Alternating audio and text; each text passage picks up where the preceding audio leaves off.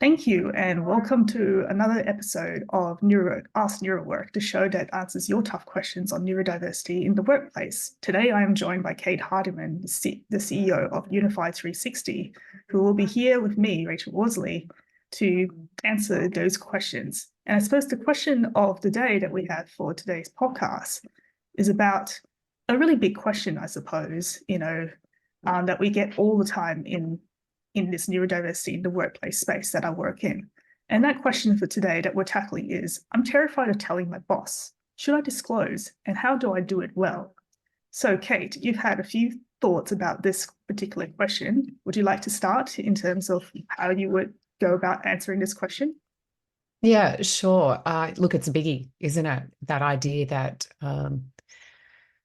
do I tell my boss or don't I? And often people are really genuinely terrified about thinking about that. So first off, I just think it's probably important to say that in terms of the question, do I disclose or not, and feeling scared, it's really important for people to understand that feeling scared about sharing something so personal is completely normal. So your job is a huge part of your life, right? So it's natural to worry about how sharing that might change things. So should you tell your boss? Well, it's not a simple yes or no answer, and it really depends on a few things. And I just thought I'd share my thoughts on those few things. So firstly, your comfort level. I think, how do you feel about sharing this part of yourself? And if the thought of disclosing at work fills you with absolute dread, it might be worth exploring why that is. And I'd always encourage people to remember that your comfort and your well-being come first before this idea of disclosing. So have a think about how you feel, what your comfort level is around having that conversation in the first place. Second thing I think is important to think about is the work environment. So is your workplace an open and supportive environment? Have you seen other people disclose in your workplace? Have you heard of stories where that's happened, and how has that gone? What have you heard about that process? A supportive environment can make a huge difference in how your news is received. And I think if you know that you're working in a psychologically safe environment where people are supported to have those conversations, then that's going to make a difference around your comfort to do that. And the last thing I think to think about, it depends on the benefits that you think you'll get from disclosing. So will sharing the information actually help you at work?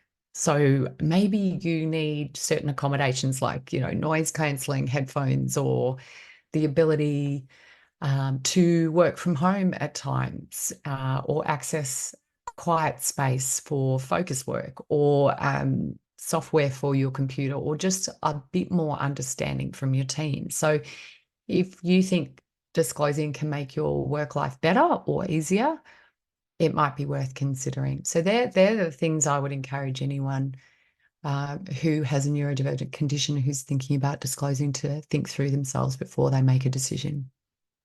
Those are really, really great points, Kate. And I'd love to add to that why the way that I sort of approach this particular space is in terms of the yes case and the no case, I suppose. So, because the short answer is it actually really depends. And we already know that conditions like ADHD and autism receive a lot of stigma and misunderstanding. And so you kind of want to draw up a pros and cons list, I suppose. So the yes case would be telling your boss that asking for accommodations, it means you can ask for accommodations for yourself in the workplace, especially if you're struggling at work. You may be protected from unlawful discrimination if your employer is aware of your condition, because it's classified as a disability under anti-discrimination law. And I guess the third point about the yes case is your manager can help you succeed at work rather than performance manage you, and you can help educate your manager about your condition, whether it's autism, ADHD, and dyslexia.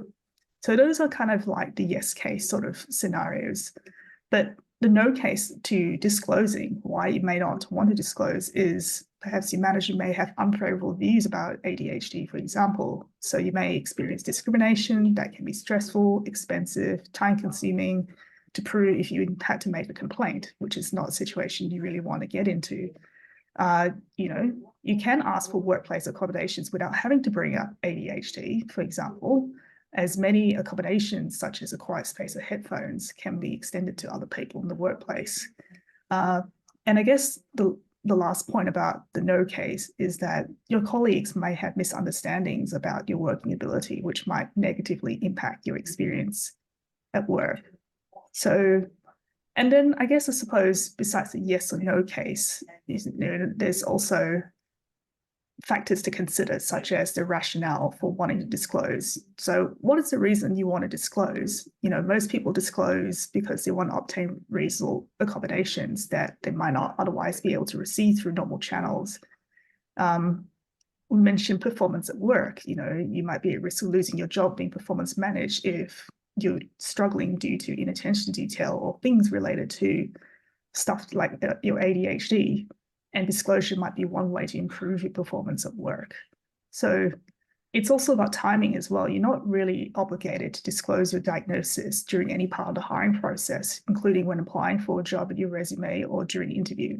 It makes sense to disclose when you're already at work, I suppose. And also the knowledge, do you want to keep this disclosure private to your manager only? Sometimes your HR department might have to be made aware, especially if you're being performance managed. So you must also decide whether your coworkers should know as well.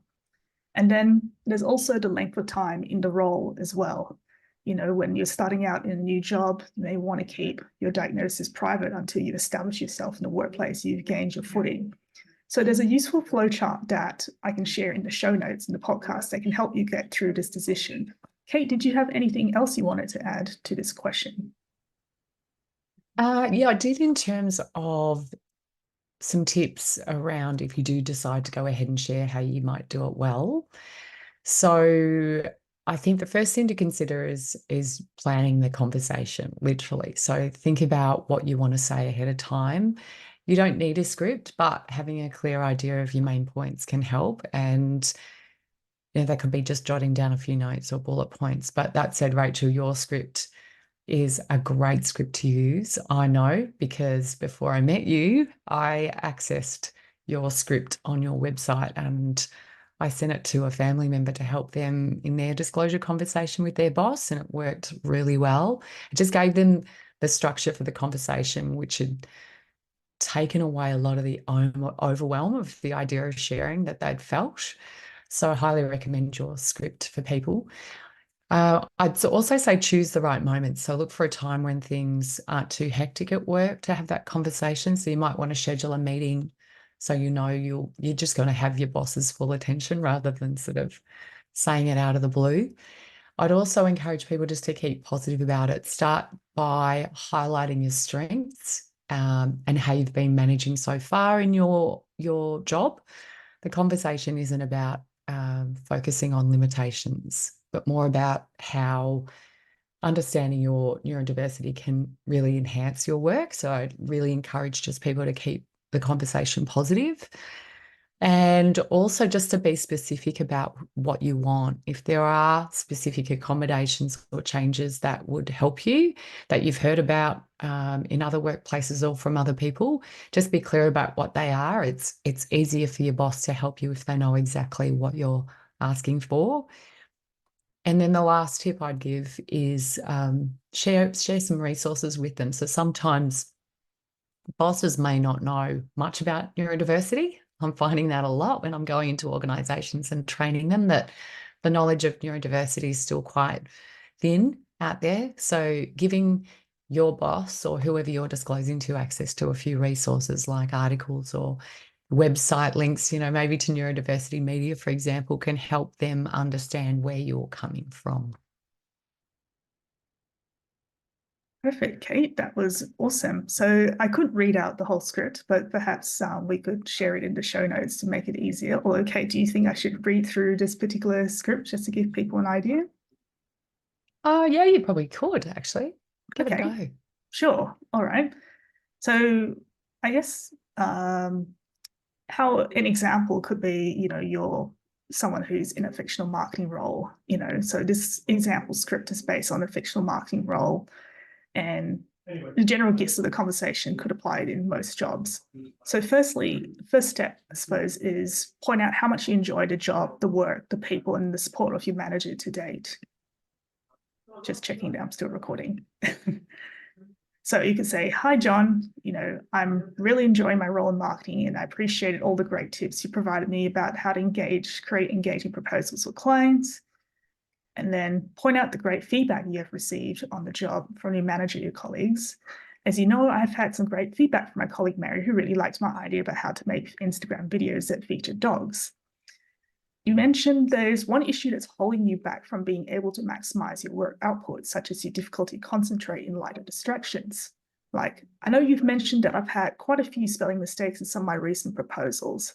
I've been sitting in the hot seat area of the company, which is full of ringing phones and flickering lights. It's very difficult for me to concentrate in that setting. At this point, it's up to you whether you want to disclose your diagnosis at this point. Ensure you keep your description of ADHD, as example here, to a brief minimum with an emphasis on the positive aspects of ADHD. So, I was recently diagnosed and started treatment for ADHD. I am not sure how much you know about ADHD. It's usually two extremes of concentration. It means I can get very distracted in environments such as noise around and people around me, but I can hyperfocus in situations when I enjoy work and there are no distractions like flickering lights or ringing phones. So you can state your proposed solutions and be prepared to negotiate with your manager for a win-win scenario. So write down 2 to 3 different solutions and refer to them.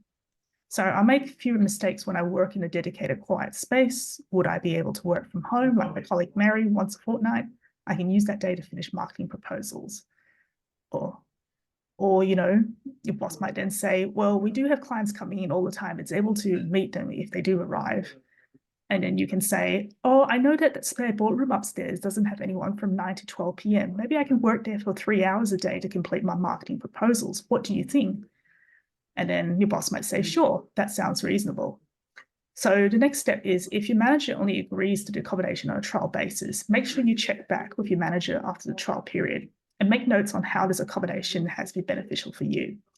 For example, you can say, hi, John, I've been using the boardroom for the last 3 weeks and I managed to submit 3 marketing proposals without too many careless mistakes.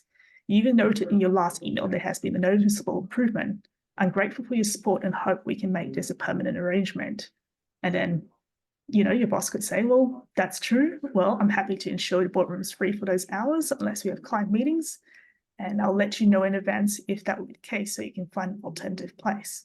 So that's really just an example of how a scenario might play out. And I know I use quite a specific example, but hopefully that gives you an idea of how that conversation can play out and make the disclosure process and the obtaining of relevant accommodations easier for you. Kate, did you have any final thoughts you wanted to add? I did. I love that script, and I'm really happy that we're going to be able to share that with the listeners in the show notes. I think it's great, and it has a really positive tone to it. So that's what I was trying to emphasize before. Keep it positive, the tone. But I just wanted to address this. Sometimes it can be a bit nerve-wracking for people once they've had the disclosure conversation, and it's after the talk, the serious talk. So once you've had the conversation, give it some time is my advice. Just change doesn't happen overnight with these things, and it might take a bit for your boss or whoever you've disclosed to really fully understand what you need. So keep the lines of communication open and just be patient with yourself and your workplace, because everyone needs a bit of time to adjust sometimes. If it doesn't go well, because that's a possibility as well, that can be a tough situation. So if you find yourself facing a less supportive response than you'd hoped for, remember that you aren't alone. There are communities and resources out there for people who are neurodivergent, and they can offer you some support and advice on what to do next as well. So just for me, wrapping it up, I think deciding to share that you're neurodivergent with your boss is a personal choice.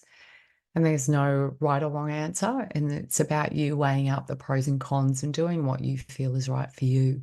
If you choose to share, remember to plan, be clear about what you need, and give it time. And no matter what, know that your neurodiversity is a part of what makes you you. You're unique, you're valuable, and you're capable. Perfect way to end this episode. Thank you so much, Kate, for your insights today. No worries, Rach. Lovely to be here. Thanks.